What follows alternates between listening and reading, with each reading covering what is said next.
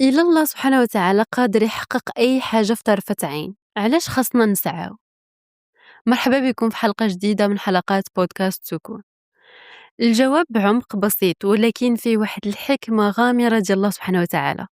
الله أمرنا بالسعي باش نشاركو في خلق حياتنا، باش نحسو بالقيمة ديال الجهد ديالنا، باش نحسو بلذة الإنجاز.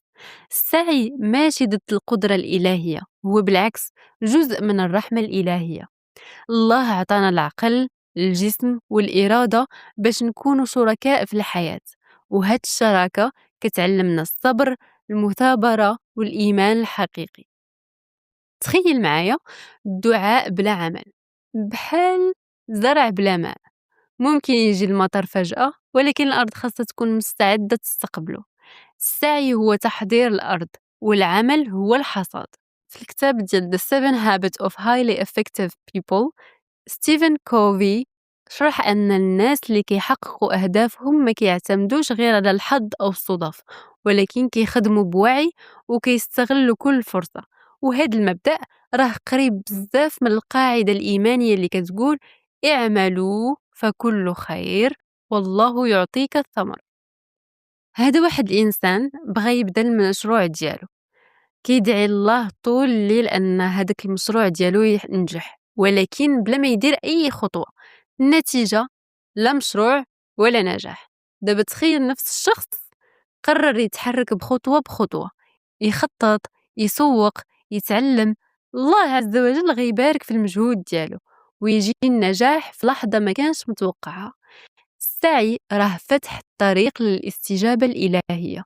الله سبحانه وتعالى راه قادر على أنه يحقق الحلم ديالك بلا سابق حركة منك، ولكن راه السعي راه كيفتح طريق للاستجابة الإلهية. هذا الدرس راه بسيط ولكن عميق جدا. الله قادر على كل شيء ولكن أنت مطالب بالتحرك. السعي هو لغة الامتنان لله سبحانه وتعالى، هو الدليل على إيماننا العميق. يعني نتايا عارف باللي تقدر ما تفشلش في هذا الشيء، ولكن كتقول انا الثقه ديالي في الله سبحانه وتعالى، داكشي علاش غادي نوض وغنتحرك اليوم، غادي نحل المشروع ديالي، غادي نجاهد، غادي نستثمر فيه الوقت ديالي. هذا الشيء كامل راه هو ضد الواقع اللي انت عايشه دابا وضد التصورات اللي في عقلك، ولكن بيقينك في الله سبحانه وتعالى الكبير راه الله غيبارك ليك في هاد الخطوات البسيطة اللي درتي.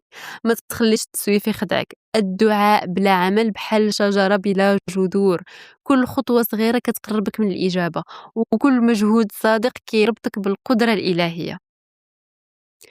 نعطيك واحد التطبيق عملي.